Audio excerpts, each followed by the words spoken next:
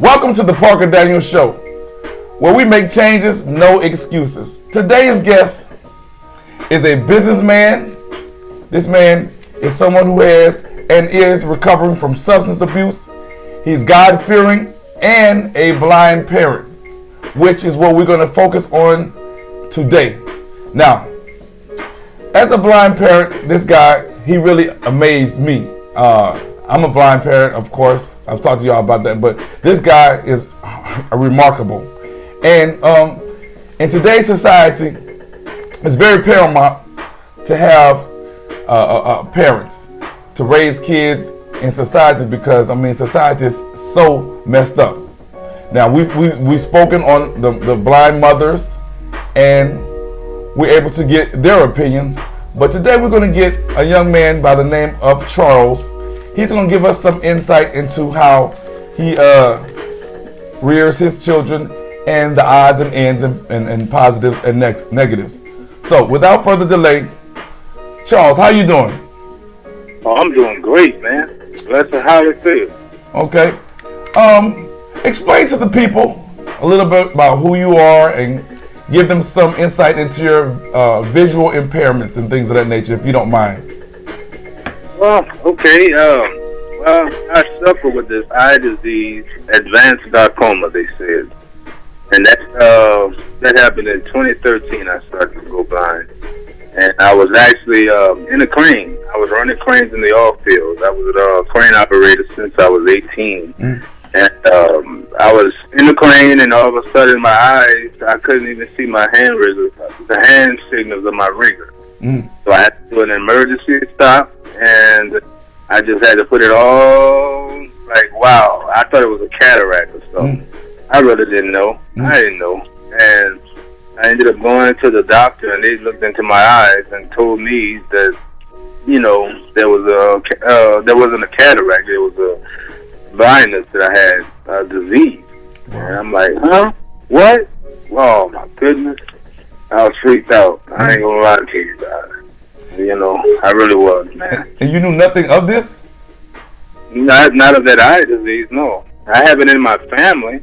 I have eye disease. My mom's actually, she suffers with macular degeneration. But she can see.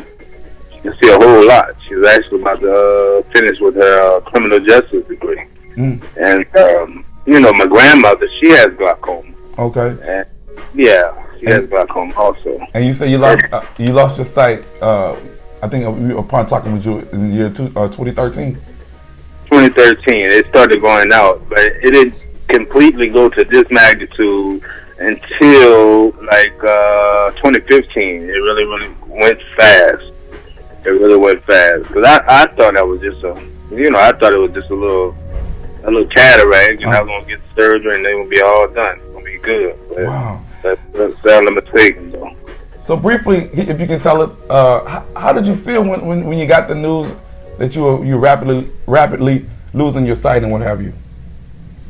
Man, I was stunned, man. I really was. Especially the idea of being a crane operator and forklift operator, all that stuff. I was a businessman with the oil field.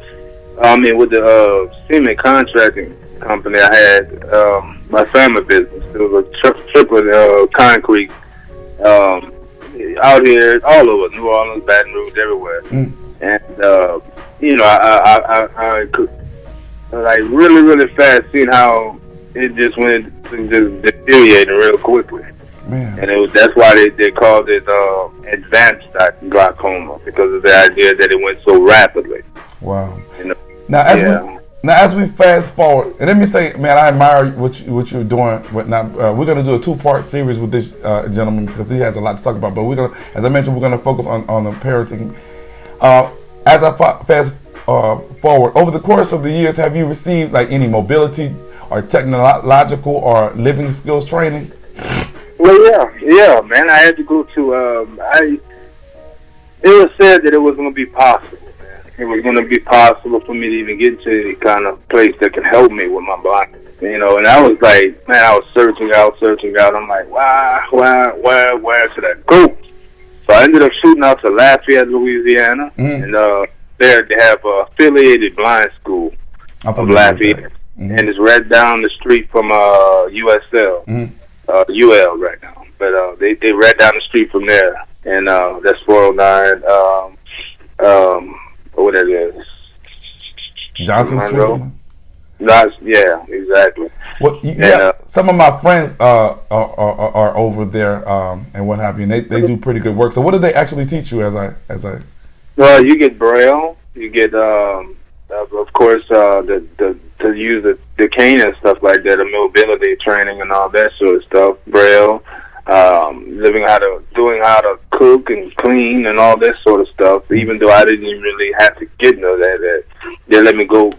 You know, they passed me through that quickly because I got a cleaning disorder. I like to clean, man. I'm a clean freak, you know. Mm-hmm. I know that's right. In my past time, I guess you would say OCD, but the OCD is really a mental disorder. No offense, nobody, but I'm just saying.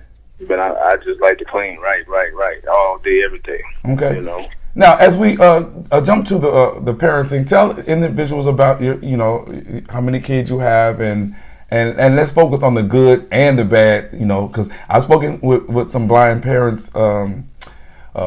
Mothers and whatnot, and some of them were kind of reluctant to give me the negatives, but I'm quite sure you're going to keep it real with me and let me know. So give us some insight in terms of your parenting skills as a blind person, because people want to know, and it's going to help out a lot of other people as well who are going through the same situation.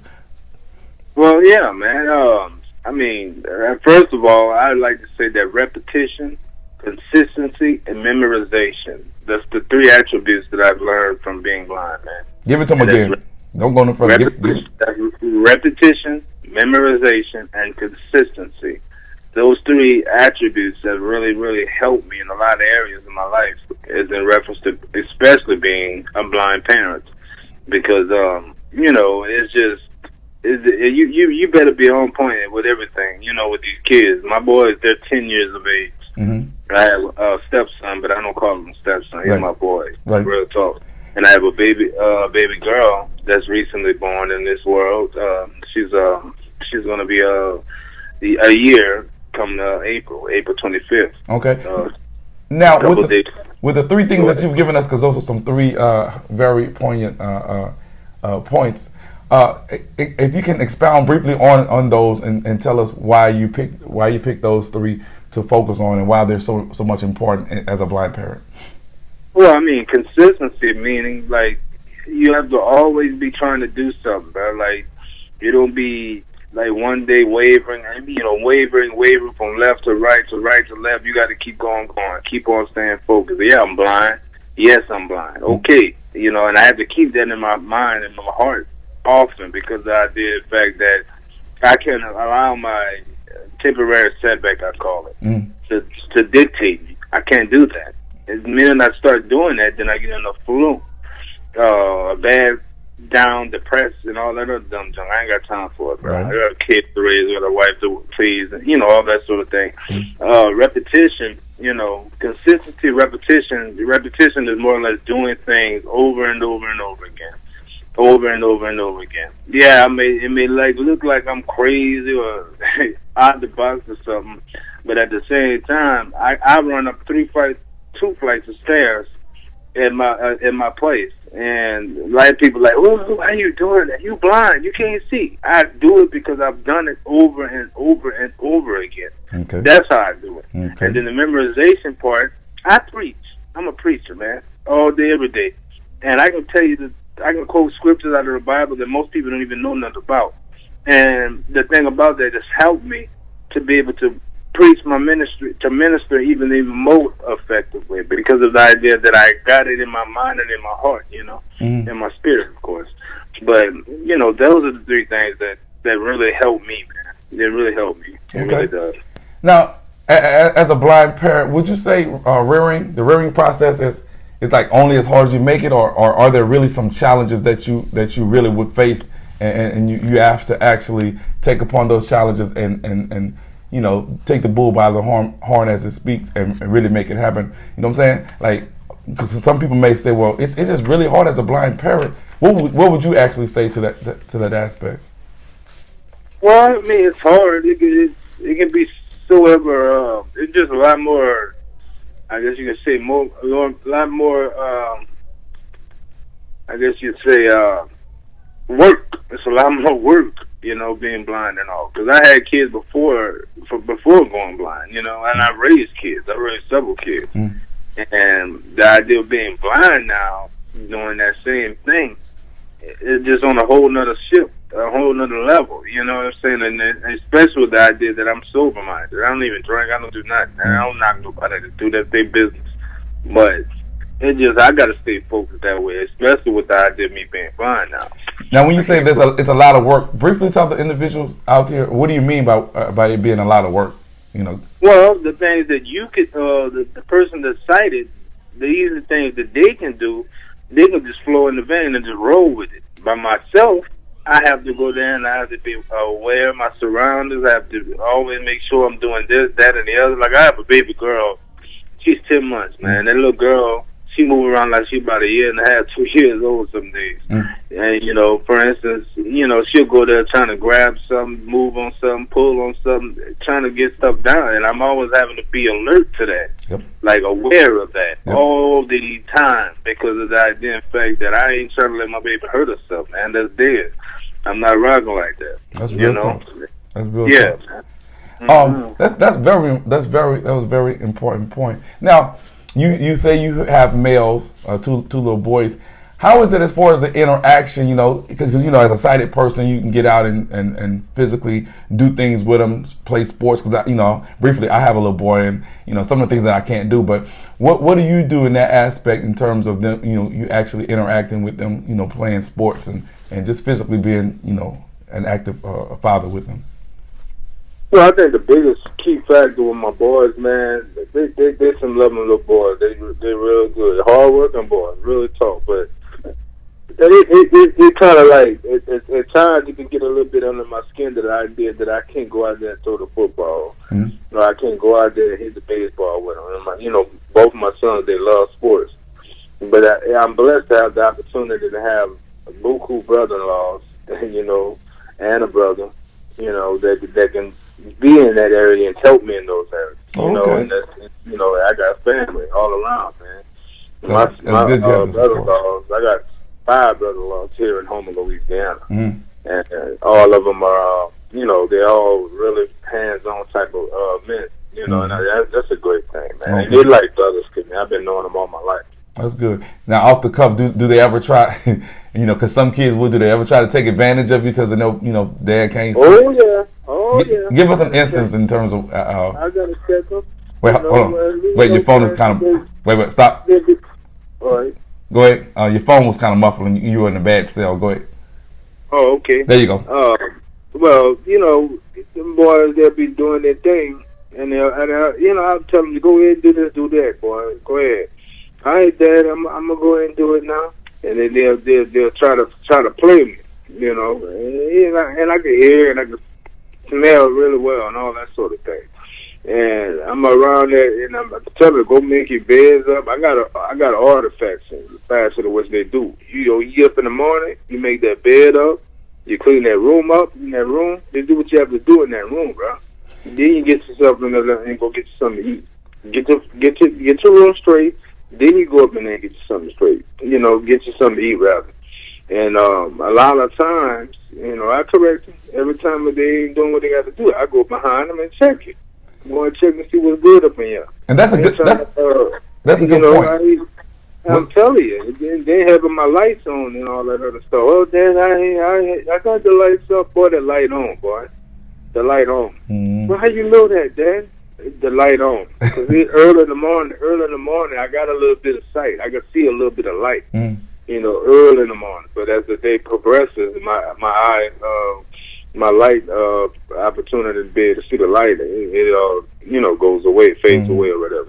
That's a good point. As I was expounding that, if you get an order, set up, certain things that they should do, and after a certain point, you go behind and check. You'll know if the things have been done or not. Instead of just saying, "Go do this," don't have any type of order or anything like that. Just let them freelance then things won't get checked. So I admire you for that, definitely. Now, as far as homework and things like that, with the emergence of technology and what have you, and dealing with teachers, how was that? Well, we got my boys do a lot of stuff on the computer. They go to Marbury Elementary, and I got a lot of good relationship with all their teachers, myself and my wife. And my wife, she's sighted. God bless her. Mm-hmm. Thank you, Jesus. And they'll come home with some of their work, and then she'll be able to get there and help them in that area. But then a lot of times they have their homework; they can do it on the computer. Mm-hmm. So with that, that's even easier for me to be able to go through and help them whenever she's not available. There you go. So y'all hear that out there? Try to get as much as your work on computers. Learn how to learn JAWS, PDA, whatever. You know what I'm saying? Because that's what it's all moving to, and that way you'll be able to check your kids' homework and things like that. Now, as we conclude, at any point you have a little girl, you said, and that's when you were blind at that time. Did you ever have any fears about mainly becoming a person who's blind and raising a child, or you was just like, man, I'm gonna do this head first. I got this. Well, yeah, I was nervous. I ain't gonna lie to you, but I can't even stun on that. But, I had another child when I was when I went blind in 2015, and he's my little boy, my little man, and she that lady there, she lives in Las Vegas, matter of fact. But my wife here, I really close tight to her. But I mean, the other women, they were just baby mamas. I'm gonna say it like that. But this is my wife, and she's really got a lot of compassion and love, and good-hearted and all that sort of thing, and understanding more than anything. And that's important, definitely. Yeah, man. And I had a fear. I did. I ain't gonna lie. I ain't gonna stun on that. As a baby girl, especially, I could change a little boy quick there, but a little girl is different. Yep. Everybody's made different. Yep. You can't be messing around and all that other stuff. Not deep. Yep. Yeah. That's dead. And I just try to be cautious of what I do and how I do it, man. Okay. I'm always being mindful of her little body and everything like that, because she's so active, man. She's an active little girl. Lord have mercy. Okay. Well, Mr. Charles, before we conclude, give the individuals a bit of advice that you've learned that you can pass on to these individuals who are either thinking about becoming parents, or are already blind parents and need some type of guidance. Hit them up with something. Well, I mean, the most important factor to me, man, is just having that active relationship, personal relationship with your kids. Like my little girl, everything daddy. My boys, daddy. They don't stop, and I love it, because at one time I wasn't a man that had that opportunity to have that in my life. Okay. As a reference to a father, he was there, but he wasn't there. Okay. In the line. We're gonna keep that one under wraps, because I'm gonna be surprised. We're gonna let them know about that part too. But what you've given us, this is honesty. This is raw, uncut, and authentic. Hey, I want you all to take heed to what this young man has just delivered, the message and his honesty in terms of becoming a parent. So with that being said, I would like to thank you for coming on the show, and briefly tell the individuals to subscribe to the Parker Daniels Show and why. Why not? I mean, this is phenomenal. To be able to have someone on here trying to reach out to people, man, and everybody's in all kind of circumstances, issues, whatever it may be. But I mean, I'm sure there's always going to have someone they're going to be able to speak and they possibly give you something, give you some knowledge, give you some tips. Just life, period. Okay. I mean, that's what it's all about at the end of the day. I mean, everybody don't get that opportunity, man. So that Anthony, a great guy. Well, thank you. And we haven't even met, man. I'm feeling this guy for real. That's why, man. We're gonna come back with part 2, and we're gonna do it later on in the week. But without further ado or delay, I want to thank you all for subscribing to the Parker Daniel Show. Continue to do so and stay tuned because I got some surprises coming up, y'all, some giveaways and things like that. It's going to be an exciting venture. We trying to do some better things and upgrade. But I want to start off with this gentleman right here, Charles. And anytime you want to come back to the show, man, you let me know. And again, thanks for coming to the Parker Daniel Show. Oh, it's all good, man. Okay.